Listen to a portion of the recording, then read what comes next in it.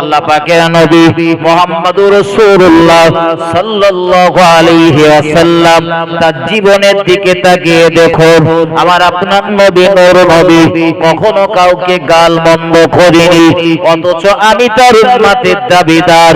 আমার জবান দিয়ে অহরহ গাল মন্দ বার হয় না না?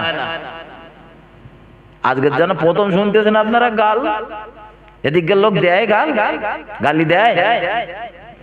যেরকম করে আপনারা বসে রয়েছেন, আমি বলি তো জীবনে শোনেননি যে গালি কি জিনিস। কিছু মানুষ রয়েছে ভালো কথাও বলে গালি দিয়ে, ভালো কথা বলে তাও গালি।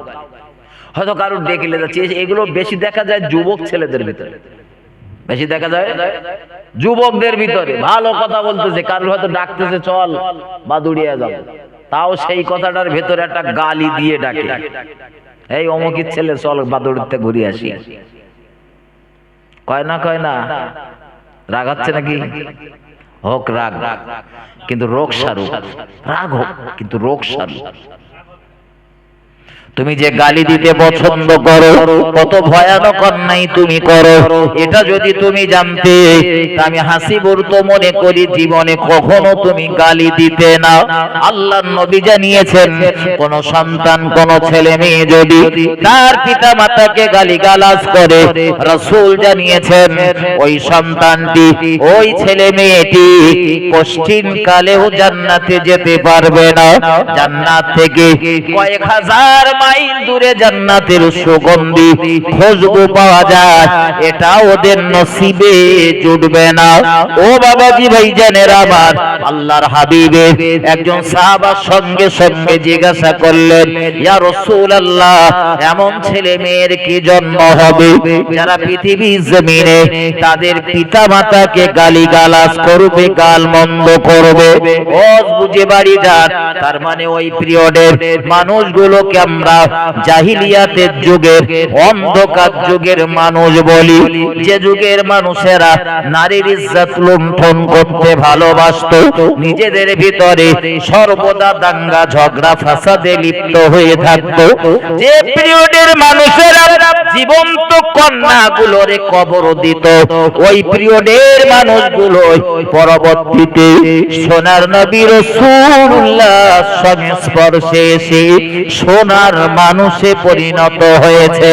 তারা রাসূলের বিখ্যাত বিখ্যাত সাহাবাতে পরিণত হয়েছে। তারাই জিজ্ঞাসা করছে, ইয়া রাসূলুল্লাহ, ইয়া হাবিবাল্লাহ, হুজুর এমন ছেলে মেয়ের কি জন্ম হবে যারা তাদের পিতা মাতাকে গালিগালাজ করবে? ও বাবাজি ভাইজানেরা, আল্লাহর নবী জবাব দিলেন, ও আমার সাহাবারা, তুমি তোমার আপন পিতা মাতাকে গালিগালাজ করলে না ঠিকই, কিন্তু অপরের পিতা মাতাকে গালিগালাজ করলে, আর ওই ব্যক্তিটা তোমার পিতা মাতাকে গালিগালাজ করলো, আমি রাসূল বলছি উভয়ের জন্য জান্নাতে যাওয়া হারাম হয়ে যাবে। আর জান্নাত থেকে কয়েক হাজার মাইল দূরে জান্নাতের খুশবু সুগন্ধি পাওয়া যায়, এটা ওদের নসিবে জুটবে না। তুমি নামাজ পড়ো আর গালি দাও, যেন মনে হয় হাফেজ সাহেব কোরআন তেলাওয়াত করতেছে, নাউজুবিল্লাহ। আছে না নেই? কিছু ছেলে পিলে গালি দেয়, গাল এক দেখতে শুরু করে আর শেষ হয় কোথায় গিয়ে, ও দম পড়ে যায়, তাও সে গাল দেওয়া শেষ হয় না। আছে না নেই? হ্যাঁ, কিছু ছেলে পিলে তো তার নিজের মা বাপকেও গালাগালি করে। আপনাদের বাদুড়িয়া এলাকার মানুষজনেরা ভালো, এরা কখনো তাদের বাপ মাকে গালিগালাজ করে না, এরা ভালো। বলে আবার শেষে মরবো নাকি? আমার ভাই ও বাবাজিরা আমার, ভুল আমাকে নেবেন না। তাহলে জীবন থেকে এই গালি দেওয়া রোগটা যদি থাকে, এটাও সরান। এটা আমার নবীর আদর্শ না। আমার নবীকে কত মানুষ গালমন্দ করেছে, আমার নবীর উপরে কত জুলুম করেছে, কত অত্যাচার করেছে। নবী কলেমার দাওয়াত দিতে গিয়েছে, ওরা আমার নবীর গায়ে ধুলো ছড়িয়ে দিয়েছে। নবী কলেমার দাওয়াত দিতে গিয়েছে, ওরা আমার নবীর গায়ে থুতু নিক্ষেপ করেছে। নবী আবারও কলেমার দাওয়াত দিতে গিয়েছে। ওরা আমার নবীর স্কন্ধের উপরে উটের পচা নাড়ি ভুঁড়ি চাপিয়ে দিয়েছে। নবী আবারও কলেমার দাওয়াত দিতে গিয়েছে। ওরা আল্লাহর নবী মুহাম্মদুর রাসূলুল্লাহকে জাদুকর বলেছে, কাযযাব বলেছে। আল্লাহর নবীকে ওরা জ্যোতিষী বলেছে, গণৎকার বলেছে। আল্লাহর নবীকে ওরা পাগল বলেছে। মুহাম্মদুর রাসূলুল্লাহ আবারও কলেমার দাওয়াত দিতে গিয়েছে। ওরা আমার নবীকে মাকে কো বাপকে কো বলে গালিগালাজ করেছে। আল্লাহর নবী মুহাম্মদুর রাসূলুল্লাহ ওদের গালিগালাজের পাল্টা জবাব না দিয়ে নবী আমার আপন গৃহে ফেরত এসেছে। সন্ধ্যাটা নেমে এসেছে। আল্লাহর নবী ঘরের ভিতরে বসে চোখের পানি ছেড়ে দিয়ে রবের দরবারে মনের যন্ত্রণার কথাগুলো শুনিয়েছে। রব্বুল আলামিন আল্লাহ, আমি আপনার কলিমা দাওয়াত দিতে গেলে ওরা আমার উপরে জুলুম করে, অত্যাচার করে। আল্লাহ পাক, আমার তেমন কষ্ট হয় না, কিন্তু ওরা যখন আমার মরা মা মরা বাপকে নিয়ে গালিগালাজ করে, আমি মুহাম্মদুর রাসূলুল্লাহ সইতে পারি না। কারণ আমি আমার বাপকে কখনো চোখে দেখিনি। বাপের আদর, বাপের স্নেহ, বাপের ভালোবাসা আমার নসিবে কখনো জুটেনি। 6 বছরের পর আমার মায়ের ভালোবাসা আমার নসিবে আর জুটেনি। সেই মা বাপকে নিয়ে ওরা যখন কটূক্তি করে, মন্তব্য করে, গালিগালাজ করে, ও রব্বুল আলামিন আল্লাহ, আমার বড় কষ্ট হয়, আমার বড় কষ্ট হয়। তবে আপনার শাহী দরবারে আমার করুণ মিনতি, করুণ ফরিয়াদ, আল্লাহ পাক ওরা আমায় যত গালি দেয় দিক, যত কটূক্তি করে করুক, ও রব্বুল আলামিন আল্লাহ, আপনি আমার যে দায়িত্ব দিয়েছেন কলেমার প্রচার প্রসার করা, এই কলেমার দাওয়াত দেওয়া থেকে যেন এক মুহূর্তের জন্য আমায় বিরত রাখবেন না।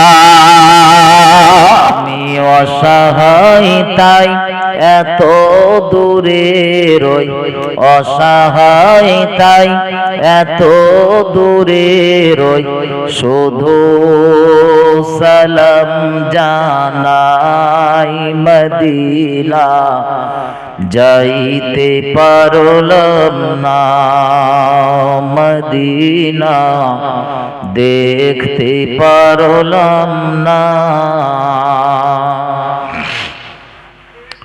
আমি অসহায় তাই এত দূরে রই, অসহায় তাই এত দূরে রই, শুধু সালাম জানাই মদিনা, যাইতে পারলাম না মদিনা, দেখতে পারলাম না। মদিনা নাম কত সুন্দর,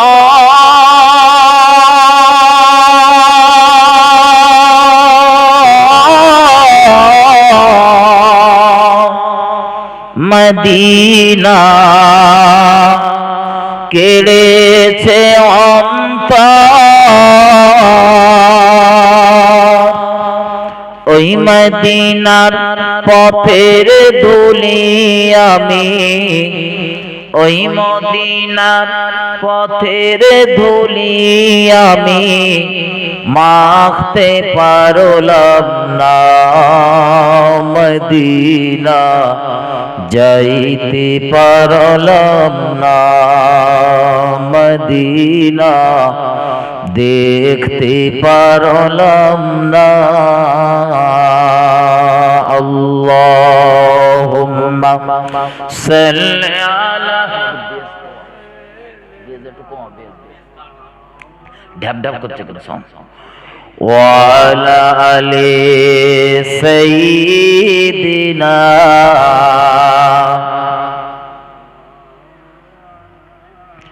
গেছে চিনিল নবীজিকে আর মাসে চিনিল নবীজির উম্মত হইয়া পারিলাম না চিনিতে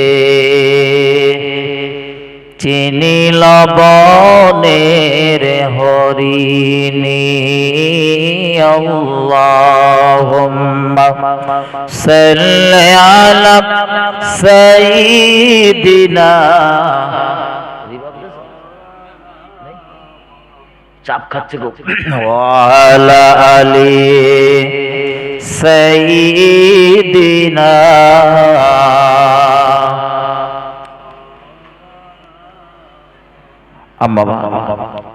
মুআজ্জাজ মুকাররম উলামা হযরত, সম্মানীয় আজকের জলসার সুযোগ্য সভাপতি মহাশয়, সম্মুখে বসে থাকা দিন দরদি, ইসলাম দরদি, নেককার আল্লাহ ওয়ালা প্রাণের ভাই মুসলমান, নওজোয়ান তরুণ যুবকেরা, আমার সোনার লালেরা ভাইজান, পর্দায় অবস্থিতা ধার্মিকা আমার মা ও বোনেরা, সকলকে অন্তরের অন্তঃস্থল থেকে ভক্তিপূর্ণ সালাম ও মোবারকবাদ জানিয়ে সমস্ত প্রশংসা মহান আল্লাহর দরবারে জ্ঞাপন করব। সকলে মন খুলে বলি আলহামদুলিল্লাহ। দরুদ ও সালাম প্রিয় নবীর উপরে শত কোটিবার বর্ষিত হোক। সকলে বলি সাল্লাল্লাহু আলাইহি ওয়াসাল্লাম। ভাই, মাগরিবের নামাজের পর থেকে একাধিক মুখে বহু তত্ত্বভিত্তিক অজনসিহাত আপনারা শুনেছেন।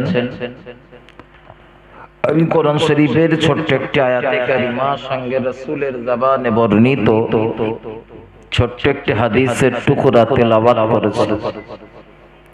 এর উপরই দুটি কথা বলবার নিয়াত করছি, বাকি আল্লাহ পাকের মোবারক মর্জি। মহান আল্লাহ বলিয়ে নেন, আপনারা দোয়া করুন, সকলে বলুন আল্লাহুম্মা আমিন।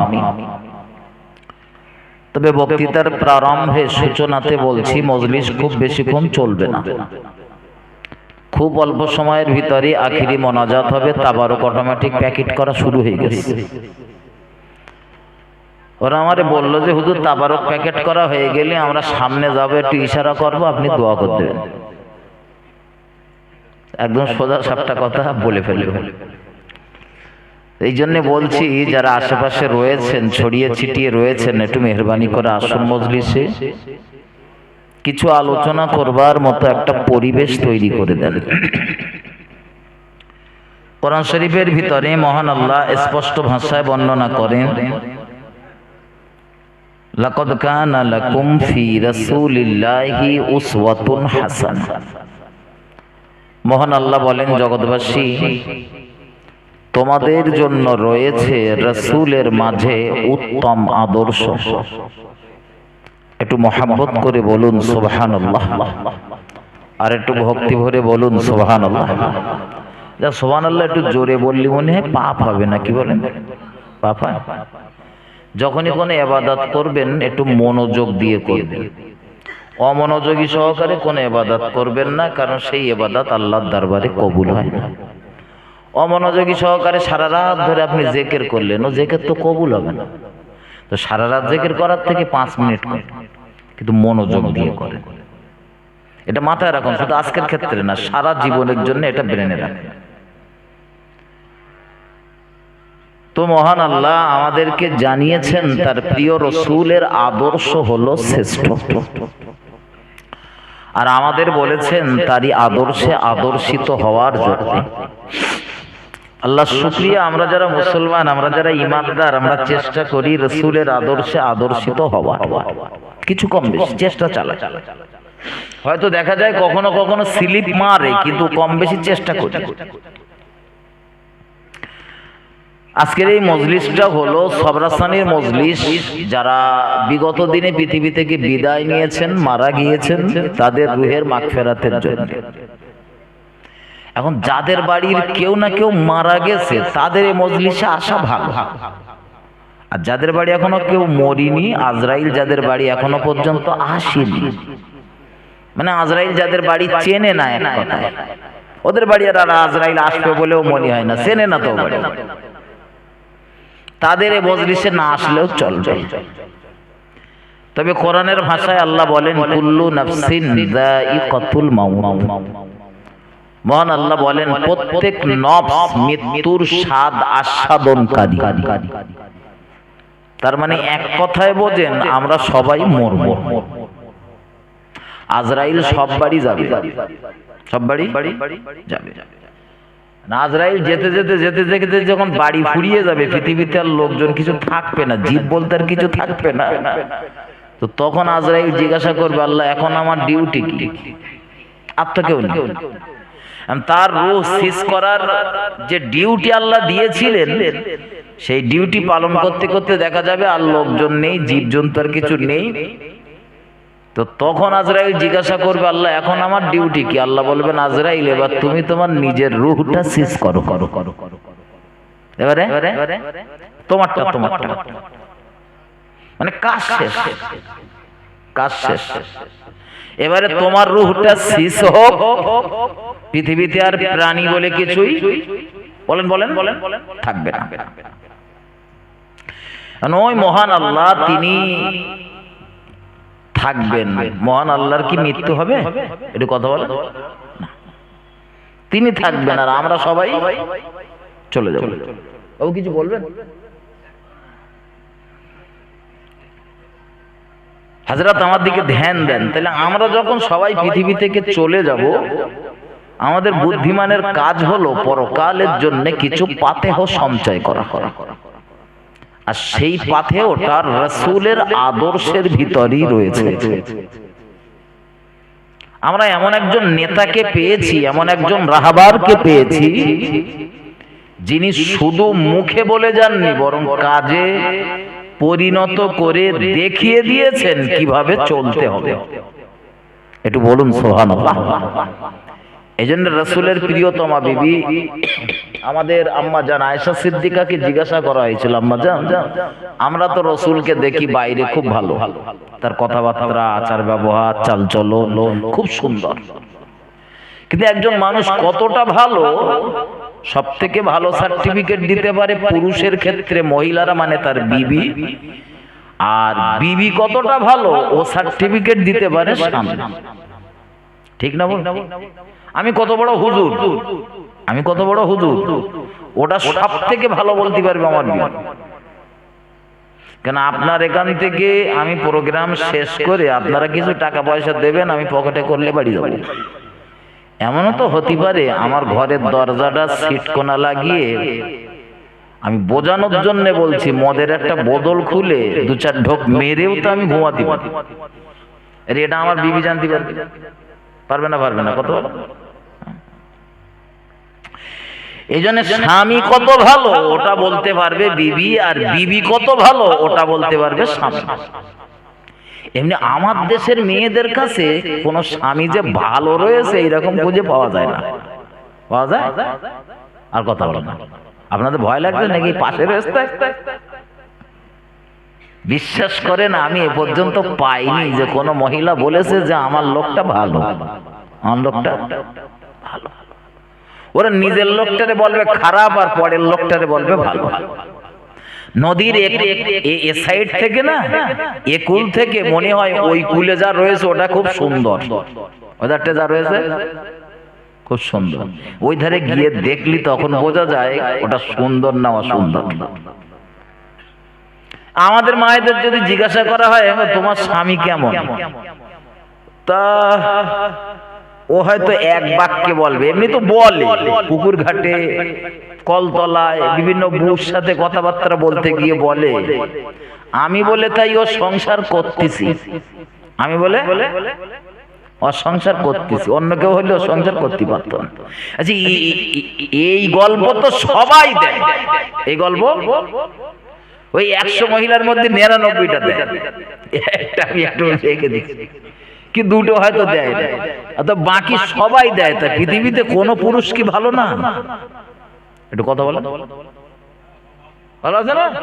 এই আপনার বিবিটা এত যত্ন আহ্বান করে আপনার রান্না বান্না করে খাওয়ায়, ও যখন পুকুর ধারে যায় না, ওর বুদের সাথে গল্প গুজব করতে গেলি তখন এই কথাটা ও বলবেই, আমি বলে তাই ওর সাথে সংসার করতেছি, অন্য কেউ বলি পারতো না, অন্য কেউ বলি পারতো না।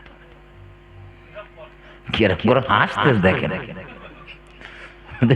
হুজুর যে হুজুরে জানতে পারলে কি করে।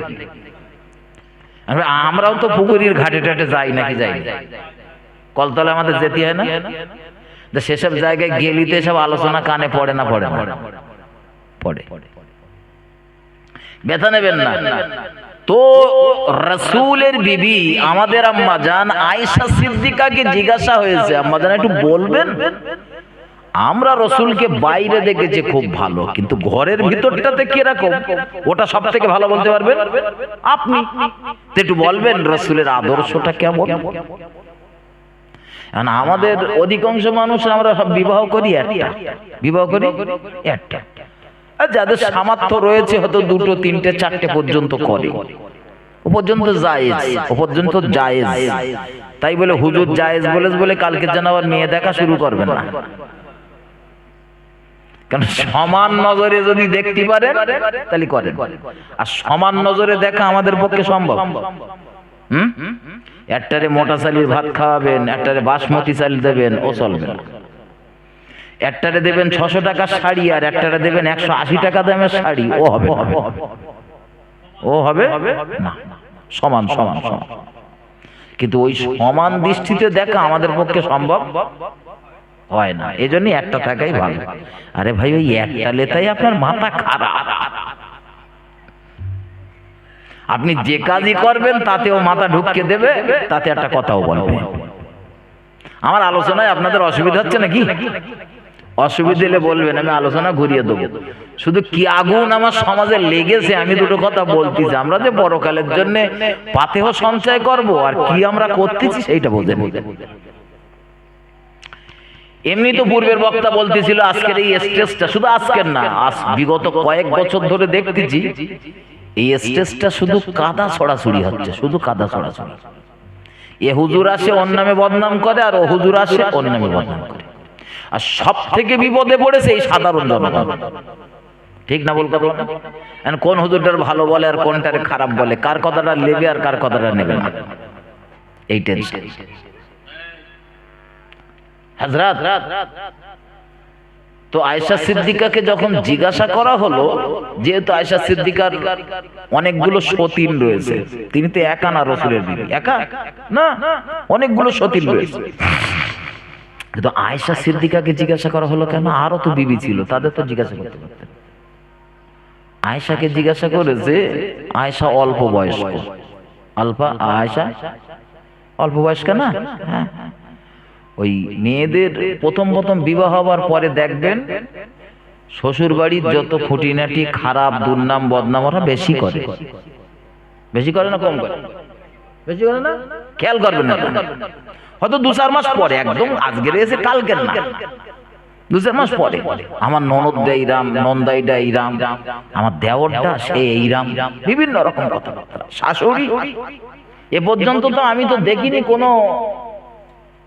কোন বাড়ির মহিলা আমার নজরে পড়িনি যে বলেছে যে আমার শাশুড়িটা ভালো, আর কোন শাশুড়ি যে বলেছে আমার বৌমা ভালো, আমার এখনো নজরে পড়িনি।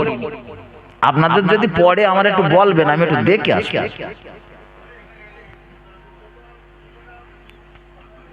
হযরত এই আয়েশা সিদ্দিকাকে জিজ্ঞাসা করা হলো, তিনি অল্প বয়স্কা, আবার তিনি জ্ঞানী, আবার তিনি জ্ঞানী, বিরাট একটা বর্ণনা রয়েছে 2210টা বা কিছু কম বেশি তিনি হাদিস বর্ণনা করেছেন, আর আরেকটা বর্ণনা রয়েছে 5000 কত হাদিস বর্ণনা করেছেন। মহিলা কে বলেন? উনি পুরুষ।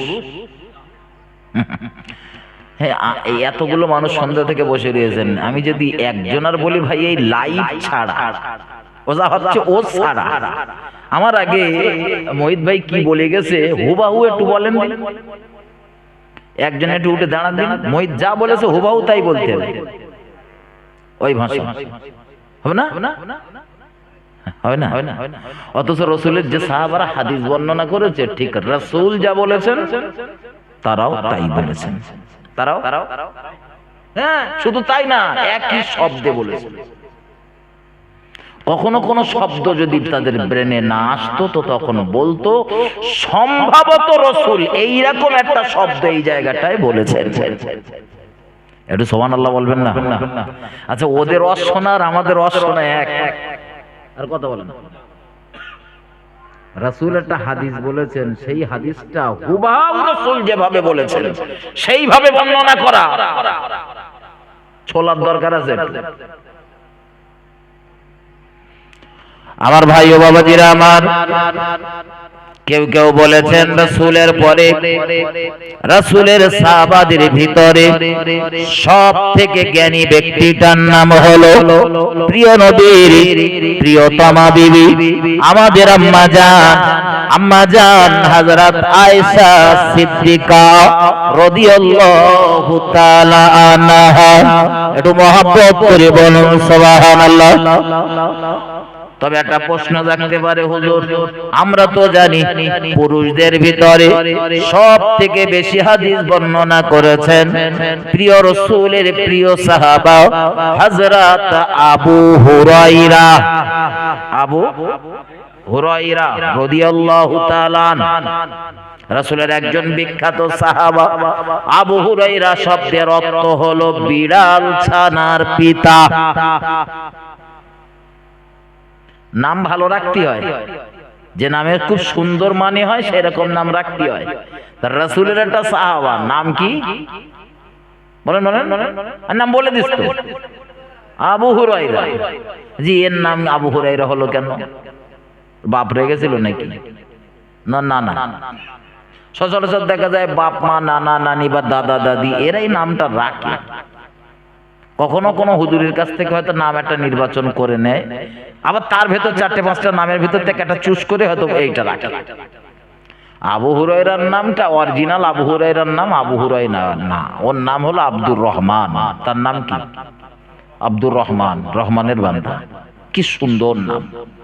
এই আব্দুর রহমান একদিন রাস্তার ধারে একটা বিড়ালের বাচ্চা নিয়ে খেলা করতেছেন।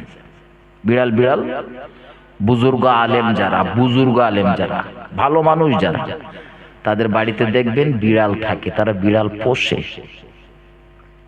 আমার বাড়ি বিড়াল গেলে তো আমি ঝেঁটা আর লাঠিলে তাড়া দিই, তাই না?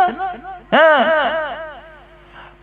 রাসূলের দরবারে রাসূল যে চাদরটাতে তিনি আরাম করতেন বা গায়ে দিতেন, একটা বর্ণনাতে রয়েছে যে ওই চাদরটার উপরে একটা বিড়াল ঘুমিয়ে পড়েছে। কি বলেন? বিড়াল মানে এই আপনাদের দিকে কি বলে রে? মেকুর টেকুর বলে নাকি? বিড়াল বলে? হ্যাঁ, কোন দিকে মেকুর বলে, ম্যাওটাও বলে, তো আবার তারা আবার বোঝে না, জিজ্ঞাসা করে, ওই জন্য জিজ্ঞাসা করতেছে। তো রাসূল নামাজে যাবেন, দেখতেছেন বিড়ালের বাচ্চাটার ঘুম ভাঙতেছে না। রাসূল করলেন কি, ওই চাদরটার যে অংশে বিড়ালের বাচ্চাটা ঘুমিয়ে রয়েছে ওই অংশটা কাঁচি দিয়ে হোক কোন একটা অস্ত্র দিয়ে কেটে দিলেন, দিয়ে বাকি চাদরটা নিয়ে তিনি চলে গেলেন। একটু বলেন সুবহানাল্লাহ।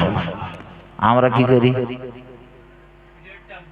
আগে মেরে লই, না তো থাকার জায়গা নেই, আমার নেপের উপরেই আগেই বলেছি না, রাসূলের আদর্শ আর আমাদের আদর্শ শুধু দেখেন, পার্থক্য দেখেন। প্রিয় নবী মুহাম্মদুর রাসূলুল্লাহ এই পথ দিয়ে যাচ্ছেন, যেতে যেতে দেখেন আল্লাহর হাবিবের প্রিয় সাহাবা আব্দুর রহমান দাঁড়িয়ে রয়েছে, অথচ তার হাতের উপর একটা বিড়ালের বাচ্চা খেলা করতেছে। খেলা করা কি ভালো? কথা বলেন, খেলাধুলো করা ভালো না, অথচ ছোট বাচ্চা তো, তাই খুব যত্ন করতেছেন। আল্লাহর নবী দূর থেকে লক্ষ্য করেছেন, সাহাবা রাসূলকে আসতে দেখে ওই বিড়ালের বাচ্চাটা নিজের জামার আস্তিনের ভিতরে ভরে দিয়েছে। এই যে জামার আস্তিন হাতা, এর ভেতর ঢুকে দিয়েছে, এইভাবে আটকে রেখে দিয়েছে, পেছনে হোক সামনে হোক আটকে রেখে। যেহেতু রাসূল আসতেছে কি বলবেন তার ঠিক নেই। আল্লাহর নবী একদম নিকটে এলেন, মুহাম্মাদুর রাসূলুল্লাহ শুধু একবার ডাক দিয়ে বললেন, হে আবু হুরায়রা, তোমার ওই বিড়ালের বাচ্চার খবর কি? রাসূল দেখতে পেয়েছেন? রাসূল সামনে যতটা দেখেন পেছনে ততটা দেখতে পেতেন। একটু মহব্বত করে বলুন সুবহানাল্লাহ। রাসূল আমাদের মতো? হ্যাঁ, কেউ কেউ বলে না নবী আমাদের মতো? নবীর সামনে যতটা দেখতেন পিছনেও ঠিক ততটা দেখতেন। এটা আমাদের পক্ষে সম্ভব না।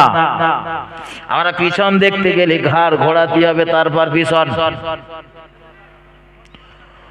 ওই বিড়ালের বাচ্চাটার কথা রাসূল যে একবার জিজ্ঞাসা করলেন, ওই যে আবু হুরায়রা বললেন, ওই নামটা ওই সাহাবার এতটা পছন্দ হয়ে গেল, আমার নবী যখন আমার আবু হুরায়রা বলে ডেকেছে, এ নামে দুনিয়ার মানুষেরা আমায় চিনুক, আমার নাম আমি আর অন্য কোন নাম রাখবো না।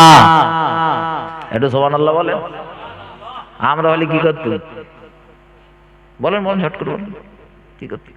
নবী বলে স্থায়ী রাখতে হবে, নাই বলে স্থায়ী? শুধু তার নাম নাই, নামটাই হাদিস শরীফের রন্ধে রন্ধে রয়েছে। একটা দানা প্রচুর পরিমাণে হাদিস তিনি বর্ণনা করেছেন। পুরুষের ভিতরে সব থেকে বেশি হাদিস যিনি বর্ণনা করেছেন ওই সাহাবাটার নাম হলো হযরত আবু হুরায়রা রাদিয়াল্লাহু তাআলা। আর মহিলাদের ভিতরে সব থেকে যিনি বেশি হাদিস বর্ণনা করেছেন ওই মহিলাটার নাম হলো রাসূলের প্রিয়তমা বিবি আমাদের আম্মা জান আয়েশা সিদ্দিকা। আমার ভাই ও বাবাজিরা আমার, আমি বলেছি রাসূলের বিবি আয়েশা সিদ্দিকা সব থেকে জ্ঞানী, সেইটা বোঝাচ্ছি। আলোচনা বলো, আমি ভুলিনি, কোথায় কোনটা ছেড়েছি শুনিয়ে দেবো ইনশাআল্লাহ। মাথায় ঢোকান তাফসীর শাস্ত্রের ভিতরে আল্লাহর হাবিবের চাচাতো ভাই আব্দুল্লাহ ইবনে আব্বাস রাদিয়াল্লাহু তাআলা, তিনি হলেন রাইসুল মুফাসসিরিন, অর্থাৎ মুফাসসিরদের সম্রাট। একটু মহব্বত করে বলুন সুবহানাল্লাহ। সেই পৃথিবীতে রাসূলের পিরিয়ড থেকে আর কিয়ামত পর্যন্ত যত তাফসীর কারক যারা এসেছে আর যারা আসবে সকলের উপরে কোরআনের তাফসীর হিসাবে সব থেকে জ্ঞান যিনি বেশি অর্জন করেছিলেন সেই লোকটার নাম কি বলেছি? রাসূলের চাচাতো ভাই, আপন চাচাতো ভাই হযরত আব্দুল্লাহ ইবনে আব্বাস রাদিয়াল্লাহু তাআলা। তিনিও কিছু হাদিস বর্ণনা করেছেন, তিনিও অনেক হাদিস বর্ণনা করেছেন। অথচ তাফসীরের ভিতরে সব থেকে তার বেশি জ্ঞান ছিল তাফসীর শাস্ত্রে। এজন্য তাকে রাইসুল মুফাসসিরিন বলা হয়, তাফসীর কারকদের সম্রাট। অথচ আম্মা জান আয়েশাকে বলা হয় রাসূলের পরে সব থেকে জ্ঞানী। এক একজন এক এক দিকে পারদর্শী, এক একজন এক এক দিকে পারদর্শী। আব্দুল্লাহ ইবনে আব্বাস তাফসীর শাস্ত্রের দিকে পারদর্শী, হযরত আবু হুরায়রা হাদিস শাস্ত্রে পারদর্শী। কিন্তু আম্মা জান আয়েশা সিদ্দিকা যেমন তাফসীর শাস্ত্রেও পারদর্শী, পাশাপাশি হাদিস শাস্ত্রেও পারদর্শী। এজন্য সামগ্রিকভাবে বিবেচনা করলে দেখা যাবে রাসূলের অন্যান্য সাহাবা থেকে রাসূলের বিবি আয়েশা সিদ্দিকা ছিলেন সব থেকে জ্ঞানী। একটু মহব্বত করে বলুন সুবহানাল্লাহ। আচ্ছা, জ্ঞানী লোকের কথা খুব উল্টো পাল্টা হয়। হ্যাঁ, একটা মূর্খ মানুষের কথা হবে একরকম, সেই কথাটাই একজন জ্ঞানী বলবে ঠিক ঠিক সেটা হবে অন্যরকম। এটা চেক করবেন। তো আয়েশা সিদ্দিকাকে জিজ্ঞাসা করা হলো, ও মুসলমানদের আম্মা জান, ও আমাদের আম্মা জান আয়েশা সিদ্দিকা, একটু বলবেন আমার রাসূলের আদর্শ কেমন? আল্লাহর নবীর প্রিয়তমা বিবি জবাব দিলেন, ও রাসূলের সাহাবারা, তোমরা কি কোরআন মাজিদ পড়েছো? তোমরা কি আল্লাহ পাকের মহাগ্রন্থ আল কোরআন তেলাওয়াত করেছো? তারা বলল নাম। মানে পড়েছি। হযরত রাসূলের প্রিয়তমা বিবি বলেন, আল্লাহর হাবিব মুহাম্মদুর রাসূলুল্লাহ হলেন জীবন্ত কোরআন। অর্থাৎ কোরআনে তুমি যত কিছুই পাবে সব আমার রাসূলের ভিতরে রয়েছে। কোরআনে তো শুধু লেখা, আর আমার রাসূল জীবনের রূপ দিয়ে দেখিয়েছে। রাসূল জীবনে রূপ দিয়ে দেখিয়েছেন। আমরা মাঝে মাঝে বলি কোরআনে সব কথা মানা যায়, আমরা বলি না? আর রাসূল সব দেখিয়ে দিয়েছেন, যেটা মানা যাবে সেটা মেনেছেন, যেটা মানতে নিষেধ করেছেন আল্লাহ তার ধারে পাশে যায়নি। আমার রাসূলের মনে সংসার চলিনি, চলতো রাসূলের সংসার? আর কত বলেন চলতো? আমরা অনেক সময় বলি না, হুজুর তো নামাজ পড়ার কথা বলতেছেন, তো নামাজ যে পড়বো তো আমার কাজ কামগুলো কেটে করবে, আমার বলো কোনে আমি এসে করে দেওয়া পারি, আর কি করবো? হ্যাঁ, ওইটা কেটা বোঝে। আমার ভাই ও বাবাজিরা আমার, ভুল আমাকে নেবেন না, ভুল আমাকে বুঝবেন না। আমি যেটা বোঝাতে চাইছি, আল্লাহ পাকের নবী জনাবে মুহাম্মদুর রাসূলুল্লাহ সাল্লাল্লাহু আলাইহি ওয়াসাল্লাম উম্মতকে জাহান্নামের আগুন থেকে বাঁচিয়ে জান্নাতের বাসিন্দা বানানোর জন্য অসংখ্য অসংখ্য আদর্শ রেখে গিয়েছেন। আল্লাহর নবীর রেখে যাওয়া এই আদর্শগুলো যদি আমরা আমাদের বাস্তব জীবনে রূপ দিতে পারি, আমাদের জন্য মহান আল্লাহর আযাবে জাহান্নাম হারাম হয়ে যাবে। রাসূলের জিন্দেগির দিকে তাকিয়ে দেখুন, মুহাম্মদুর রাসূলুল্লাহ সাল্লাল্লাহু আলাইহি ওয়াসাল্লাম জীবনে কখনো মিথ্যা কথা বলেনি। আল্লাহর নবী মুহাম্মদুর রাসূলুল্লাহ জীবনে কখনো গান বাজনা শুনেনি। আল্লাহর নবী মুহাম্মদুর রাসূলুল্লাহ সাল্লাল্লাহু আলাইহি ওয়াসাল্লাম জীবনে কোনোদিন চগলখড়ি করেনি। নবী কখনো চিটিংবাজি করেনি। আল্লাহর নবী জীবনে কোনোদিন সুদের মাল ভক্ষণ করেনি। নবী জীবনে কখনো ঘুষের ধারে পাশে যায়নি। আল্লাহর নবী জীবনে কখনো ইচ্ছাকৃত রমজানের রোজা কাজা করেনি। আল্লাহর নবী মুহাম্মদুর রাসূলুল্লাহ তার জীবনের দিকে তাকান, কখনো ইচ্ছাকৃত কারোর হক নষ্ট করেনি, ফাঁকি দেয়নি। আল্লাহর নবী মুহাম্মদুর রাসূলুল্লাহ সাল্লাল্লাহু আলাইহি ওয়াসাল্লাম কাউকে কখনো গালি দেয়নি। নবীর জীবনের দিকে তাকিয়ে দেখুন, আল্লাহর নবী মুহাম্মদুর রাসূলুল্লাহ সাল্লাল্লাহু আলাইহি ওয়াসাল্লাম তার জীবদ্দশাতে কখনো কাউকে বদদুয়া করেনি। মুহাম্মদুর রাসূলুল্লাহ সাল্লাল্লাহু আলাইহি ওয়াসাল্লাম কখনো কারোর দিকে হিংসা করেনি। নবী কখনো প্রতিহিংসায় মেতে ওঠেনি। আল্লাহর নবী মুহাম্মদুর রাসূলুল্লাহ সাল্লাল্লাহু আলাইহি ওয়াসাল্লাম কোরআন সুন্নাহ অনুযায়ী তার জীবনটা অতিবাহিত করেছেন। মহান আল্লাহ যেভাবে চলতে বলেছেন সেইভাবে চলেছেন। যে কাজটা করতে নিষেধ করেছেন সে কাজটা তিনি করেননি। আল্লাহর হাবিব তার জীবদ্দশাতে এই কাজগুলো তার জীবনের রূপ দিয়ে উম্মতকে দেখিয়ে দিয়ে গিয়েছে। উম্মত জাহান্নামের আগুন থেকে বেঁচে জান্নাতের বাসিন্দা হতে গেলে কিভাবে তোমার দুনিয়াতে চলতে হবে। কিন্তু বড় আফসোসের বিষয়, আমরা দুনিয়ার জমিনে আক্ষেপ করি, মাঝে মধ্যে বলি নামাজের কথা বললে তখন আমাদের নামাজ পড়ার সময় থাকে না। রোজার কথা বললে তখন আর আমাদের রোজা রাখার সময় থাকে না। কত যুবক, কত নওজোয়ান, কত তরুণ বন্ধু, কত মার, কত বোন বলে আগে আমার নামাজ পড়ার সময় হোক তারপরে পড়ব। ও নওজোয়ান তরুণেরা, তোমার নামাজের সময় কবে হবে? তোমার মতো কত যুবক কবরে ঘুমিয়ে রয়েছে, তোমার মতো তাদেরও স্বপ্ন ছিল আমরাও নামাজ আদায় করব, তবে আরো কিছুদিন যাক, বয়স আরেকটু বাড়ুক, তারপরে নামাজ আদায় করব। কিন্তু তার কাঙ্ক্ষিত বয়সে পৌঁছানোর আগে আগে আজরাইল তার শিয়রে দাঁড়িয়ে গিয়েছে, তার রূহ শেষ করেছে, আর সে আর ওই কবরের নিম্ন দেশে ঘুমিয়ে রয়েছে। ওরে যুবক, এমনও তো হতে পারে মজলিসে আমরা এসেছি, এখান থেকে যে বাড়ি ফিরব এমন সার্টিফিকেট তো আমাদের নেই, এখান থেকে বাড়ি যাব এমন নিশ্চয়তা আমাদের নেই। হতে তো এমনও পারে আমি হাসিবুর আলোচনা করতে করতে বিদায় নিতে পারি, আর আপনারা যারা আলোচনা শুনতেছেন আলোচনা শুনতে শুনতেও তো বিদায় নিতে পারেন। সুতরাং রাসূলের আদর্শ অনুযায়ী জীবন সাজানোর চেষ্টা করুন। দুনিয়ার কাজ কাম আপনার করা লাগবে করুন, কিন্তু ওই কাজ কাম গুলোর ভিতর দিয়ে যদি আমরা রাসূলের আদর্শ বাস্তব জীবনে রূপ দিতে পারি, ওগুলো হয়ে যাবে আমাদের জন্য ইবাদত। একটু মহব্বত করে বলুন সুবহানাল্লাহ, আরো জোরে বলুন সুবহানাল্লাহ। মসজিদে যাই নামাজ পড়তে, কিন্তু রাসূল মসজিদে যাওয়া শিখিয়েছে। আর রাসূলের যে পদ্ধতি, ওই পদ্ধতি অ্যাপ্লাই করে যদি মসজিদে যাই ফায়দা বেশি, ফায়দা বেশি। রাসূলের একটা আদর্শ বাস্তব জীবনে রূপ দেওয়া হচ্ছে।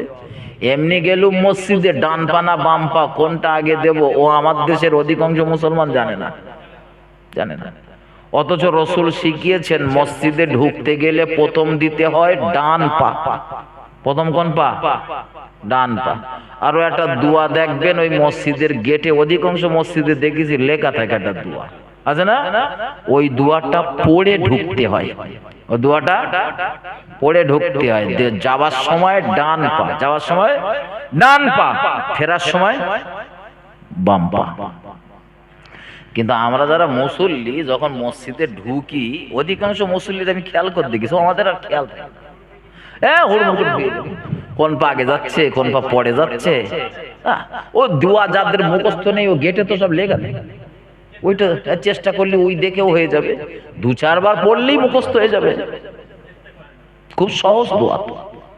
হযরত দাঁড় হবার পথে দেখবেন ওই দেয়ালে বা কোনো জায়গায় একটা স্টিকারে উপরে উপরে হোক একটা লেখা থাকে আর একটা দোয়া, ওটা বার হবার দোয়া, ওটা বার হবার দোয়া। আমরা সব আমল করি, বলো নবীর আদর্শ মেনে চলি না।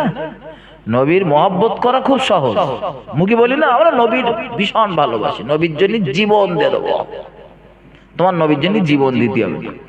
নবীর যে আদর্শগুলো রয়েছে এই আদর্শগুলো বাস্তবে রূপ দাও দিন, বাস বাস ওইগুলো আদর্শ, ওই আদর্শগুলো একটু বাস্তব জীবনে ফলো করো। তুমি বাড়ি ঢুকতেছো, বাড়ি ঘরে ঢুকতেছো, ঘরে ঢুকতে গেলি বাম পা না ডান পা? ঝট করে বলো, জানা নেই। ঘরে ঢুকতে গেলে আপনাদের কি মত? ভাই তো বলতেছে ডান পা, জানা নেই। শেখেন। এই যে রসুলের দুটো একটা আদর্শের কথা বলতেছে, আপনাদের রাগ হচ্ছে নাকি? আমি তো মুসলমান, আমার তো চলতে হবে নবীর আদর্শে, ঠিক না? কাদা ছড়াছড়ি করার থেকে নবীর দুটো আদর্শের কথা শুনে বুঝে মাথায় করলে বাড়ি যান, কাজে রূপ দেন, ওই কবরে গিয়ে হাসিবুরের কথা মনে পড়বে ইনশাআল্লাহ। জি, বাড়ি ঢুকতে গেলে, ঘরে ঢুকতে গেলে ডান পা দিয়ে ঢুকতে হয়। কি দিয়ে? ডান পা। তাই বলে যদি পায়খানা ঘরে ঢোকেন বাম পা, পায়খানা ঘরের সময় বাম পা, কিন্তু সবার ঘরে ঢুকতেছেন, বাড়ি ঢুকতেছেন তখন ডান পা। জি জি জি জি জি হযরত, এগুলো মাথায় ঢোকান। এই কিচ্ছু না, আপনি একটা স্যুট পরতেছেন, একটা পোশাক পরতেছেন না, এই পোশাকটা পরতেছেন দুটো পায়ে গলা দিয়ে হবে। আমার যুবক ভাইরা স্যুট পরে, আমি ওইটা দিয়েই বোঝাচ্ছি। তো দুটো পায়ে ধরেন গলা দিয়ে, তো যে কোনো তো একটা পায়ে গলা দিয়ে। শরীয়তের নিয়ম হলো পোশাক পরতে গেলে ডান দিক থেকে পড়া শুরু করতে হয়। কোন দিক থেকে? ডান দিক থেকে। তাহলে তোমার ওই স্যুটটা পরতে গেলে প্রথম ডান পা ঢোকাতে হবে, প্রথম ডান পা, পরে বাম পা। এগুলো খেয়াল রাখেন। এই আলেমদের মজলিসে বসলে এরকম দুটো চারটে কথা শোনা যায়, কিন্তু সব থেকে বড় কথা কি জানেন? যাদের এই জিনিসগুলোর প্রয়োজন তারা এই মজলিসে বসবে না, তারা বাজার জব্দ করবে, তারা বাজার জব্দ করবে। এই এখান থেকে উঠে আপনি জুতো পায়ে দেবেন, এখান থেকে উঠে জুতো পায়ে দেবেন না, জানেন আপনার নবী আপনার জুতো পায়ে দেওয়া শিখিয়েছে। আপনি অবাক হয়ে যাবেন, বিরাট মাপের নেতা আমার নবী। আমার নবীর মতো এত বড় মাপের নেতা পৃথিবীতে আর একটাও নেই। অথচ কেমন নেতা দেখুন, উম্মত কিভাবে জুতো পায়ে দেবে সেটাও শেখাচ্ছে। এর নাম নেতা, এর নাম। হ্যাঁ, আমার দেশের কিছু নেতারে তার কাছে যাইতে গেলি কত অ্যাপ্লিকেশন, কত দরখাস্ত, কত চুনোপুটি নেতা ধরে তারপর তার কাছে যেতে হয়। আর ওই নেতারা আপনার বলে দেবে যে জুতোটা এরকম করে পড়েন, বলে দেবে। আল্লাহ নবী মুহাম্মদুর রাসূলুল্লাহ সাল্লাল্লাহু আলাইহি ওয়াসাল্লাম তিনি উম্মতের এমন দরদি, উম্মতকে এতটা মহব্বত করেন।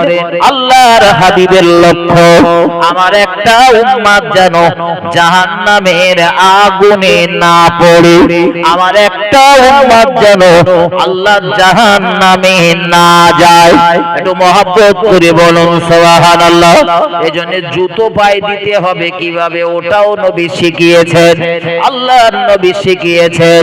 আপনি যখন জুতো পায়ে দেবেন, ওই জুতো পায়ে দিতে গেলে প্রথম পায়ে দিতে হবে আপনার ডান পা, প্রথম দিতে হবে ডান পা, তারপরে বাম পা। ও বাবাজি ভাই জানেরা, আলোচনা এখানে নয়, আর একটু সামনে গিয়ে চলো। আমি আপনাদের বোঝাচ্ছিলাম রাসূলের আদর্শগুলো আমাদের বাস্তব জীবনে রূপ দেওয়া লাগবে। মুহাম্মদুর রাসূলুল্লাহ সাল্লাল্লাহু আলাইহি ওয়াসাল্লাম তার জীবনের দিকে তাকান। আল্লাহ নবী নামাজ আদায় করেছেন, আমরাও নামাজ আদায় করি, তবে রাসূলের নামাজ আর আমাদের নামাজের ভিতরে আমরা নিজেরা করে ফেলেছি অনেক পার্থক্য। আমি নামাজের আলোচনা করব না, কারণ নামাজের ওয়াজ করলে আমার দেশের একদল মানুষের রাগ হয়, তাদের শুনতে মজা লাগে না, পেছন ঘুরিয়ে দিয়ে উঠে তারা চলে যাবে। কিন্তু রাসূল যে নামাজ পড়েছেন, ওই নামাজ আর আমাদের নামাজের মাঝে রয়েছে অনেক পার্থক্য, এটা আমরা করে ফেলেছি। আল্লাহর নবী রুকুতে যখন যেতেন অত্যন্ত ধীর স্থিরতার সাথে রুকুতে যেতেন। আমরা যতটা তাড়াহুড়ো করি, নবী অত তাড়াহুড়া করতেন না। রাসূল সেজদাতে যেতেন অত্যন্ত ধীর স্থিরতার সাথে, আর আমরা সেজদাতে গেলে যেন মনে হয় মুরগি ঠোকর মারতেছে, খোরাক খাচ্ছে। হবে না আপনি জানেন, কিন্তু সব মুসল্লি জানে। নামাজ পড়তে শুধু ডবল সেজদা না, সেজদাটা যে দিতে হয় কি করে তাও জানে না। নামাজ বলো শুধু পাশের লোক পড়তেছে ওই দেখি নামাজ শেখা যায় না। নামাজ শিখতে গেলে নামাজের ভিতরের যে দোয়া দরুদ গুলো রয়েছে ওগুলো জানা বোঝার প্রয়োজন আছে, ওগুলো জানা বোঝার প্রয়োজন আছে। আমি সব জানবো, কিন্তু নামাজের ভিতরে কোথায় কি যে পড়তে হয় ওটা হুজুরির জিজ্ঞাসা করতে গেলে আমার লজ্জা লাগে। তা ওই ব্যাস। আমার ভাই ও বাবাজিরা আমার, ভুল আমাকে নেবেন না, আরো একটুখানি সামনে গিয়ে চলো। আল্লাহ পাকের নবী মুহাম্মদুর রাসূলুল্লাহ সাল্লাল্লাহু আলাইহি ওয়াসাল্লাম তার জীবনের দিকে তাকিয়ে দেখো। আমার আপনার নবী নূর নবী কখনো কাউকে গাল মন্দ করেনি, অথচ আমি তার উম্মতের দাবিদার। আমার জবান দিয়ে অহরহ গাল মন্দ বার হয়, হয় না? না, আজকের জন্য প্রথম শুনতেছেন আপনারা গাল, এদিকের লোক দেয় গাল, গালি দেয়। যেরকম করে আপনারা বসে রয়েছেন, আমি বলে তো জীবনে শোনেননি যে গালি কি জিনিস। কিছু মানুষ রয়েছে ভালো কথাও বলে গালি দিয়ে, ভালো কথা বলে তাও গালি, হয়তো কারোর ডেকে যাচ্ছে। এগুলো বেশি দেখা যায় যুবক ছেলেদের ভিতরে, বেশি দেখা যায় যুবকদের ভিতরে। ভালো কথা বলতেছে, কারোর হয়তো ডাকতেছে চল বাদুড়িয়া যাবো, তাও সেই কথাটার ভেতরে একটা গালি দিয়ে ডাকে, এই অমুকের ছেলে চল বাদুড়িতে ঘুরে আসি। কয় না রাগ হচ্ছে নাকি? হোক রাগ, কিন্তু রোগ সারুক। রাগ হোক কিন্তু রোগ সারুক। তুমি যে গালি দিতে পছন্দ করো, কত ভয়ানক অন্যায় তুমি করো, এটা যদি তুমি জানতে, আমি হাসিবুর তো মনে করি জীবনে কখনো তুমি গালি দিতে না। আল্লাহর নবী জানিয়েছেন, কোন সন্তান, কোন ছেলে মেয়ে যদি তার পিতা মাতাকে গালিগালাজ করে, রাসূল জানিয়েছেন ওই সন্তানটি, ওই ছেলে মেয়েটি পশ্চিম কালেও জান্নাতে যেতে পারবে না। জান্নাত থেকে কয়েক হাজার মাইল দূরে জান্নাতের সুগন্ধি খুশবু পাওয়া যায়, এটা ওদের নসিবে জুটবে না। ও বাবাজি ভাইজানেরা আমার, আল্লাহর হাবিবে একজন সাহাবার সঙ্গে সঙ্গে জিজ্ঞাসা করলেন, ইয়া রাসূলুল্লাহ, এমন ছেলে মেয়ের কি জন্ম হবে যারা পৃথিবীর জমিনে তাদের পিতা মাতাকে গালিগালাজ করবে, গালমন্দ করবে? ও বুঝে বাড়ি যান, তার মানে ওই পিরিয়ডের মানুষগুলোকে আমরা জাহিলিয়াতের যুগের, অন্ধকার যুগের মানুষ বলি। যে যুগের মানুষেরা নারীর ইজ্জত লুণ্ঠন করতে ভালোবাসতো, নিজেদের ভিতরে সর্বদা দাঙ্গা ঝগড়া ফাসাদে লিপ্ত হয়ে থাকতো, যে পিরিয়ডের মানুষেরা জীবন্ত কন্যাগুলোরে কবর দিত, ওই পিরিয়ডের মানুষগুলো পরবর্তীতে সোনার নবী রাসূলুল্লাহ সংস্পর্শে এসে সোনার মানুষে পরিণত হয়েছে। তারা রাসূলের বিখ্যাত বিখ্যাত সাহাবাতে পরিণত হয়েছে। তারাই জিজ্ঞাসা করছে, ইয়া রাসূলুল্লাহ, ইয়া হাবিবাল্লাহ, হুজুর, এমন ছেলে মেয়ের কি জন্ম হবে যারা তাদের পিতা মাতাকে গালিগালাজ করবে? ও বাবাজি ভাইজানেরা, আল্লাহর নবী জবাব দিলেন, ও আমার সাহাবারা, তুমি তোমার আপন পিতা মাতাকে গালিগালাজ করলে না ঠিকই, কিন্তু অপরের পিতা মাতাকে গালিগালাজ করলে, আর ওই ব্যক্তিটা তোমার পিতা মাতাকে গালিগালাজ করলো, আমি রাসূল বলছি উভয়ের জন্য জান্নাতে যাওয়া হারাম হয়ে যাবে। আর জান্নাত থেকে কয়েক হাজার মাইল দূরে জান্নাতের খুশবু সুগন্ধি পাওয়া যায়, এটা ওদের নসিবে জুটবে না। তুমি নামাজ পড়ো আর গালি দাও, যেন মনে হয় হাফেজ সাহেব কোরআন তেলাওয়াত করতেছে, নাউজুবিল্লাহ। আছে না নেই? কিছু ছেলে পিলে গালি দেয়, গাল এক দেখতে শুরু করে আর শেষ হয় কোথায় গিয়ে, ও দম পড়ে যায়, তাও সে গাল দেওয়া শেষ হয় না। আছে না নেই? হ্যাঁ, কিছু ছেলে পিলে তো তার নিজের মা বাপকেও গালাগালি করে। আপনাদের বাদুড়িয়া এলাকার মানুষজনেরা ভালো, এরা কখনো তাদের বাপ মাকে গালিগালাজ করে না, এরা ভালো। বলে আবার শেষে মরবো নাকি? আমার ভাই ও বাবাজিরা আমার, ভুল আমাকে নেবেন না। তাহলে জীবন থেকে এই গালি দেওয়া রোগটা যদি থাকে, এটাও সরান। এটা আমার নবীর আদর্শ না। আমার নবীকে কত মানুষ গালমন্দ করেছে, আমার নবীর উপরে কত জুলুম করেছে, কত অত্যাচার করেছে। নবী কলেমার দাওয়াত দিতে গিয়েছে, ওরা আমার নবীর গায়ে ধুলো ছড়িয়ে দিয়েছে। নবী কলেমার দাওয়াত দিতে গিয়েছে, ওরা আমার নবীর গায়ে থুতু নিক্ষেপ করেছে।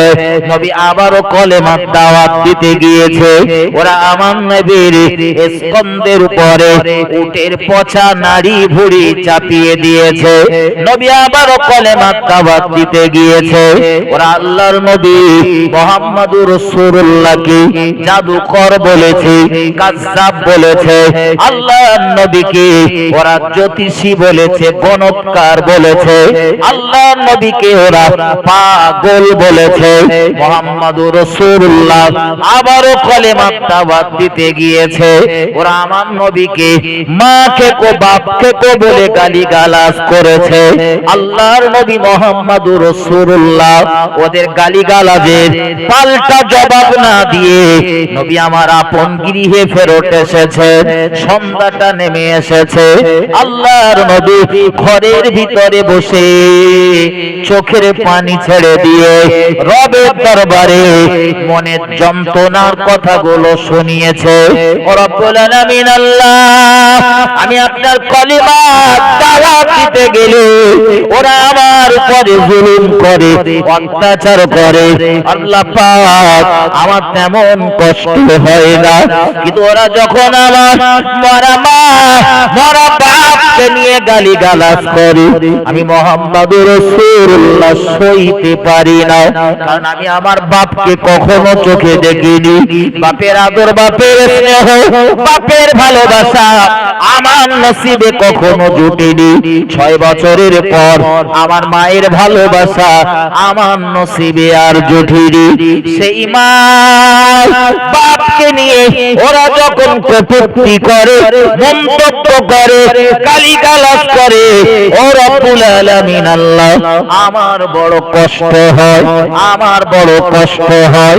তবে আপনার শাহী দরবারে আমার করুণ মিনতি, করুণ ফরিয়াদ, আল্লাহ পাক ওরা আমায় যত গালি দেয় দিক, যত কটূক্তি করে করুক, ও রব্বুল আলামিন আল্লাহ, আপনি আমার যে দায়িত্ব দিয়েছেন কলেমার প্রচার প্রসার করা, এই কলেমার দাওয়াত দেওয়া থেকে যেন এক মুহূর্তের জন্য আমায় বিরত রাখবেন না। ওরা নবীর গালি দিয়েছে, নবী ইচ্ছা করলে গালি দিতে পারতো না, পারতো না, পারতো, কিন্তু নবী গালি দেই, নবী ধৈর্য ধরেছেন। আমি আপনার বলতেছি, কি আপনার গালি দিচ্ছে, একটু ধৈর্য ধরেন, ধরা যাবে? হ্যাঁ, পাশের লোক হয়তো মনে করবে ওরে গাল দিচ্ছ, কিচ্ছু বলে না, চুপচাপ রয়েছে, নড়েও না, সড়েও না, তার মানে মনে হয় ও মনে হয় ওই কাজের কাজী, ও মনে হয় দোষী। আবার কিছু লোক তো রয়েছে গাল দেশে ওই রকম, দুবার পরে আবার চার দোকানে গিয়ে বলতে হদ্দ বলা বলিছি, তা কিচ্ছু বলে না, চুপ করে রয়েছে, বলে না, বলে না, ও মনে করতেছে তার মানে মনে ও দোষী, তার মানে ও দোষী। এমনও তো হতে পারে ও ধৈর্য ধারণ করছে, ও বিচারটা আল্লাহর দরবারে তুলে দিচ্ছে, যে বিচার আমার আল্লাহ করবে, আমি করব না। আর আল্লাহর বিচার যদি শুরু হয়, খুব সহজ বিচার হবে বলে মনে হয় না, কি বলেন? কেঁতা কাঁচা করবে, যারে বলে কেঁতা কাঁচা, কেঁতা কাঁচা বলেন তো, মেয়েদের কাছ থেকে শিখে নেবেন কেঁতা কাঁচা কারে বলে। আমার ভাই বাবাজিরা, আমার ভুল আমাকে নেবেন না। কেউ যদি আপনাকে গালিগালাজ করে, মন্দ ভাষায় আক্রমণ করে, আপনিও তাকে মন্দ ভাষায় আক্রমণ করবেন না, বরং ধৈর্য ধরুন, সবর করুন, আর পারলে আমার আল্লাহকে বলুন হাসবুনাল্লাহু ওয়া নি'মাল ওয়াকিল। ওগো আল্লাহ, আপনি আমার জন্যই যথেষ্ট। আল্লাহ যদি কারুর হয়ে যায়, তা গ্রামের 4টে লোক যদি ওর গাল দেয়, ওর কিছু যায় আসে? কথা বলেন। গোটা মক্কা একদিকে আর রসুল একদিকে, রসুলের কিছু যায় আসে? হ্যাঁ, হয়তো রসুলের দেশ ছেড়ে চলে যেতে হয়েছিল, দেশ ছেড়ে চলে যেতে হয়েছিল, কিন্তু যখনই কোনো জিনিস ঘটে, এইটুকু বেরেনে রাখবেন, ওটা বান্দার মঙ্গলের জন্যই হয়, ওটা বান্দার। রসুল যদি দেশ ছেড়ে না চলে যেতেন আল্লাহর আদেশে, অত সহজে ইসলামের প্রচার প্রসার করাও সম্ভব হতো না। 10 বছর ধরে মক্কায় কলেমার দাওয়াত দিয়ে গুটি কতক মুসলমান, 40 জন 42 জন। ক বছর বলেন, বলেন? 10 বছর। রসুল হিজরাত করলেন, চলে গেলেন মদিনায়। তখন দেশটার নাম ইয়াসরিব। মাত্র 10-12 বছরের ব্যবধান। নবী যেদিন বিদায় হজের ভাষণে বক্তৃতা করছিলেন, শেষ ভাষণ দিচ্ছিলেন, তখন শুধু রসুলের সামনে বিদায় হজের ময়দানে সাহাবাদের সংখ্যা ছিল 1,00,000 মতো, মানে 1,24,000 বা 25,000-এর মতো। একটু মহব্বত করে বলুন সুবহানাল্লাহ। সহজ হয়েছে না কঠিন হয়েছে? হয়েছে না? আপনার জীবনে হিজরাত হলে কোনো কাজ করা সহজ হবে, চেক করে দেখেন। আমি না একটা কথা প্রায় বলি, আজও বলতেছি, আপনারা 4 ভাই, একটা ভিটে বাড়ি থাকেন, কোন একটা ভাই যদি ওখান থেকে একটু কেটে মুটে যেরকম করে ওই বাইরের দিক চলে গেছে, 1/2 কিলোমিটার দূরে কি 5টা বাড়ির দূরে, দেখবেন এই যে হিজরত করে বেরিয়ে গেছে না যে ছেলেটা বা আপনার যে ভাইটা, আপনি যতই চেষ্টা করেন ওর সঙ্গে অর্থনৈতিক ভাবে আপনি পেরে উঠবেন না। দেখবেন দেখবেন, খেয়াল করবেন, শুধু অর্থনৈতিক না, বিভিন্ন দিক থেকে দেখবেন আপনার থেকেও সবসময় উপরে রয়েছে, এতটুকু থাকলেও রয়েছে। এটা হিজরত, এটা হিজরত, এটা হিজরত। হিজরত করেন আপনিও বড় হবেন। এই গ্রামের লোক আপনার চায় না আপনি কিন্তু বেরিয়ে যান, চলে যান ওই পাশের গ্রামে, চলে যান, ওখানকে দেখবেন ওখানকার লোক আপনার কতটা মহব্বত করে। এমনি একটা প্রবাদ বাক্য আমরা বলি না, গ্রামের যুগী না গ্রামের ফকির ভিক পায় না, বলি না? রসুল চলে গেলেন মক্কা ছেড়ে, মাত্র কয়েক বছরের ব্যবধান। যে মক্কায় রসুলের একটা বেগত জায়গা হচ্ছিল না থাকার জন্য, আল্লাহ সেই টোটাল মক্কাকে আজ রসুলের হাতে তুলে দিয়েছেন। একটু বলেন সুবহানাল্লাহ। এর নাম ধৈর্য, এর নাম সবর। রসুল তো ইচ্ছা করলে রসুলের পরিবারের সদস্য সংখ্যা কম ছিল নাকি? মক্কার কোরাইশ বংশের একটা গোত্রের নাম হাশেম, সেই বংশের একজন মানুষের নাম মুহাম্মাদুর রাসূলুল্লাহ সাল্লাল্লাহু আলাইহি ওয়াসাল্লাম। কোরাইশ বংশ তো বিরাট বড় বংশ, তার বংশ তো লোকজন কম না। আপনি জানেন ওই যখন রাসূলকে বয়কট করা হয়েছিল, বয়কটের ইতিহাসটা ভালোভাবে ঘেঁটে দেখবেন বাড়ি গিয়ে। রসুল বয়কটে যাচ্ছে শিয়াবে আবু তালিবে, তো আমরা জানি যে রসুলের সঙ্গে সেদিন তারা ছিল কারা? শুধু মুসলমান। কটা মুসলমান নবীর সাথে বয়কট হয়েছিল। আসলে শুধু মুসলমান না, রসুল যখন শিয়াবে আবু তালিবে যাচ্ছিল, নবী খেয়াল করে দেখলেন তার গোত্রের সমস্ত মানুষগুলোই রসুলের সঙ্গে শিয়াবে আবু তালিবে যাচ্ছে। একটু বলুন সুবহানাল্লাহ।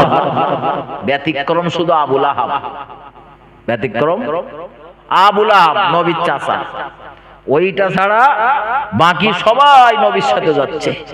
রাসূল যেখানে যাচ্ছে ওরাও সেখানে যাচ্ছে। এরা সবাই মুসলমান না, কয়েকজন মুসলমান, বাকি অন্য ধর্ম অবলম্বী। কিন্তু তাদের যাবার কারণ কি? এরা রসুলের ক্ষতি করতে যাচ্ছে নাকি বলেন? হ্যাঁ না, এদের যাওয়ার কারণ হলো এদের কাছে মক্কার নেতাগুলো বলেছিল গোত্রের কাছে, শোনো তোমাদের বংশের ছেলে তো, মুহাম্মদ সাল্লাল্লাহু আলাইহি ওয়াসাল্লামকে আমাদের হাতে তুলে দাও, দেখতেছি আমরা কি করতে পারি, তারে শহীদ করে দেই, মার্ডার করে দেই, হত্যা করে দেই, ঝামেলা চুকে যাবে। গোত্রের কি মুসলমান আর কি অমুসলিম, কি মুসলিম আর কি অমুসলিম, প্রত্যেকের মুখের একটাই কথা ছিল, আমাদের গোত্রের ছেলে, বকতে হয় আমরা বকবো, মারতে হয় আমরা মারবো, তার সাহায্য করতে হলেও আমরা করব, সাহায্য না করার দরকার হলেও আমরা যা করবো সব আমরা। আমাদের গোত্রের ছেলে তোমাদের হাতে তুলে দেবো কেন? তো শোনো, তুলে না দিলে বলো তোমাদের বয়কট করবো, বলে কোনো পরোয়া করি না, করতে পারো তোমরা বয়কট, কিন্তু আমাদের পরিবারের ছেলেকে আমরা তোমাদের হাতে তুলে দেব না। একটু মহব্বত করে বলুন সুবহানাল্লাহ। শুধু মুসলমান না, অমুসলিমরাও সেদিন রাসূলের সাথে ছিল, এবং বেশি সংখ্যক, কম সংখ্যক না, বেশি সংখ্যক অমুসলিম ছিল। নবীর এই যে চাচা আবু তালিব, সেও তো অমুসলিম না, সে মুসলমান। নবীর চাচা অমুসলিম না, কলেমা পড়ি। ও আমার ভাইজানেরা, ভুল আমাকে নেবেন না, ভুল আমাকে বুঝবেন না, আমি আপনাদেরকে বোঝাতে চাইছি আল্লাহ নবী মুহাম্মদুর রাসূলুল্লাহ সাল্লাল্লাহু আলাইহি ওয়াসাল্লাম এত কঠিন কঠিন মুসিবতের সম্মুখীন হয়েছেন, এত গালমন্দ তিনি শুনেছেন, কিন্তু মুহাম্মদুর রাসূলুল্লাহ কাউকে কখনো গালমন্দ করেননি। ও বাবাজি ভাইজানেরা, তবে প্রশ্ন রাখতে পারে হুজুর, কেউ একদিন আল্লাহর হাবিবকে এসে বলছিলেন, হুজুর অমুক আপনার নামে নিন্দা মন্দা করে, আপনার নামে কুৎসা রটায়, আপনার নামে বদনাম করে, আল্লাহর নবী তো বলেছিল ওই ছেলেটা হলো বেজন্মা। ও বেজন্মা, বেজন্মাটাও গালি তো নাকি? হ্যাঁ গালি। যার জন্মের ত্রুটি রয়েছে তারে কি বলে? বলেন বলেন বলেন। তারে আপনি কি বলবেন? যার জন্মের ত্রুটি তারে আপনি কি বলবেন? বেজন্মা বলবেন তুমি? হ্যাঁ, নাকি তারে বলবেন ছবি যায়? কি বলবেন? আর কথা বলবেন না, বেজন্মাই বলবেন, মানে তার জন্মের ত্রুটি রয়েছে। তার রাসূল যে বলেছেন ওর জন্মের ত্রুটি রয়েছে, ওটা অপবাদ না, ওটা অপবাদ না। আমরা মাঝে মধ্যে অত অপবাদ দিই, কারণ জন্মের ত্রুটি নেই কিন্তু বলি ওটা বেজন্মা যাচ্ছে, দেখো ওই একটা, নাউযুবিল্লাহ। এটা অপবাদ, এটা মিথ্যা তুহমত। কিন্তু রাসূল যার বলেছিল বেজন্মা, ওর জন্মের ত্রুটি রয়েছে, ওটা সত্য কথা বলেছিলেন। এটা কি বলেছিল? সত্য কথা। ছেলেটা বাড়ি গেছে, যখন শুনেছে যে রাসূল এই কথা বলেছে, ও মুসলিম, কিন্তু ও শুনে বাড়ি গিয়ে ওর মা ডেকে বলছে, মা একটা কথা বলবেন? বলছে কি? মা একটু বলবেন, মুহাম্মদ সাল্লাল্লাহু আলাইহি ওয়াসাল্লামের আমি বিরোধিতা করি বলে মুহাম্মদ সাল্লাল্লাহু আলাইহি ওয়াসাল্লাম আমার বলেছে আমার জন্মের ত্রুটি রয়েছে। মা একটু বলবেন মুহাম্মদ সাল্লাল্লাহু আলাইহি ওয়াসাল্লামের কথাটা সত্য না মিথ্যা? ছেলের জন্মদাতা যে কে, এইটা সবথেকে ভালো বলতে পারে কে? মা। মা ছাড়া আর কেউ বলতে পারবে না। তো মা তখন বলতেছে, শোনো বেটা, ওই মুহাম্মদ সাল্লাল্লাহু আলাইহি ওয়াসাল্লামের মাথার তো এমনি সমস্যা হয়েছে, নাউযুবিল্লাহ মিন যালিক, সব সময় উল্টো পাল্টা বলে বলে বেড়াচ্ছে, ওর কথায় ধর্তব্য নিয়ে এনো না, ওর কথায় তুমি কানই দিও। ছেলেটা ঘুরে দাঁড়িয়ে বলতে, মা আমি বিশ্বাস করি মুহাম্মদ সাল্লাল্লাহু আলাইহি ওয়াসাল্লাম যে কলেমার প্রচার করতেছে ওইটা আমি মানতে পারি না, ওইটা তো স্বীকার করি না, কিন্তু এটা বিশ্বাস করি মুহাম্মদ সাল্লাল্লাহু আলাইহি ওয়াসাল্লাম যেটা বলেন সেটা সত্য বলেন। একটু মহব্বত করে বলুন সুবহানাল্লাহ। আমি জানি মুহাম্মাদের দুই চোয়াল থেকে, এই ঠোঁটের ভিতর থেকে কখনো মিথ্যা কথা বার হয় না, সত্য কথা বলে। মা খুব ফাসাদে পড়ে গেছে। ছেলে যদি এইরকম চেপে মেপে ধরে বলে যে আমার যে জন্মের ত্রুটি অমুকি বলেছে, মা তোমার বলতে হবে, মা কি খুব স্বাভাবিক অবস্থায় থাকতে পারবে? কথা বলে, তার দুই দিকে চিন্তা না, এদিকে স্বামীর ঘর, ওদিকে মান সম্মান, আবার এদিকে কষি জিজ্ঞাসা করতেছে।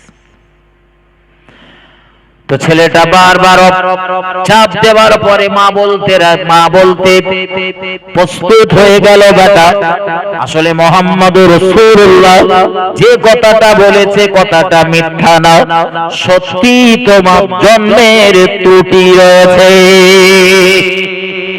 কার কথা? নবীজির কথা। নবী অপবাদ দিয়েছে, আমরা তো দেই অপবাদ, আমরা দেই তোমার। ছেলেটার মা বলল, কচি তোমার আব্বা ছিল নপুংসক, আমার দৈহিক ক্ষুধা মেটাতে পারত না, এজন্য অন্য পুরুষের সঙ্গে আমি মেলামেশা করে তোমার জন্ম দিয়েছিলাম। এজন্য মুহাম্মদুর রাসূলুল্লাহ যে কথাটা বলেছে কথাটা সত্য, যেটারে তুমি বাপ হিসাবে চেনো এটা তোমার আসল বাপ না, এটা আসল বাপ না। এইরকম খুঁজলে আমার দেশেও পাওয়া যাবে, যাবে না? যাবে না? আস্তে আস্তে ভাই, এটা রাসূল গালি দেয়নি, যেটা সত্য সেটা বলেছে। আমার একদম শেষ কথা, আমি আপনাদেরকে আজ জ্বালাতন করব না। আল্লাহ পাকের নবী মুহাম্মদুর রাসূলুল্লাহ সাল্লাল্লাহু আলাইহি ওয়াসাল্লাম তার জীবনের দিকে তাকিয়ে দেখুন, মুহাম্মদুর রাসূলুল্লাহ সাল্লাল্লাহু আলাইহি ওয়াসাল্লাম তিনি যেমন নিজে দান ধান করেছেন, অপরকে দান ধান করতে উৎসাহ দিয়েছেন। আল্লাহ নবীর বাড়িতে কখনো কোনো সাইল, কখনো কোনো কখনো কোন ভিখারি গেলে মুহাম্মদুর রাসূলুল্লাহ তাদের ফেরত দেননি। একটু মহব্বত করে বলুন সুবহানাল্লাহ। রাসূলের বাড়িতে দেওয়ার মতো কিছুই নেই। আল্লাহর নবী পাশের বাড়িতে চলে গেলেন, সেখান থেকে কিছু কর্জ করলেন, ধার করলেন, দেনা করলেন, ভিক্ষুককে দাঁড় করিয়ে দিয়ে, ভাই একটুখানি দাঁড়িয়ে যা, বাড়ি দেওয়ার মতো কিছুই নেই। আল্লাহর নবী পাশে চলে গেলেন, সেখান থেকে কিছু ধার করে নিলেন, কস করে নিয়ে আল্লাহর নবী ভিখারির হাতে তুলে দিলেন। কারণ মহান আল্লাহ কোরআন শরীফের ভিতরে বলেছেন, ওয়া আম্মাস সাইলা ফালা তানহার। হে পৃথিবীবাসীরা, খবরদার খবরদার, তোমার দ্বারের ভিখারি গুলোরে যেন দূর দূর করে তাড়িয়ে দিও না, দূর দূর করে তাদের ভাগিয়ে দিও না। মহান আল্লাহর কোরআনের আয়াতের মর্যাদা দিতে গিয়ে আল্লাহর নবীর বাড়ি দেওয়ার মতো কিছুই নেই। নবী পাশের বাড়ি থেকে ধার করে এনে ভিখারির হাতে তুলে দিলেন।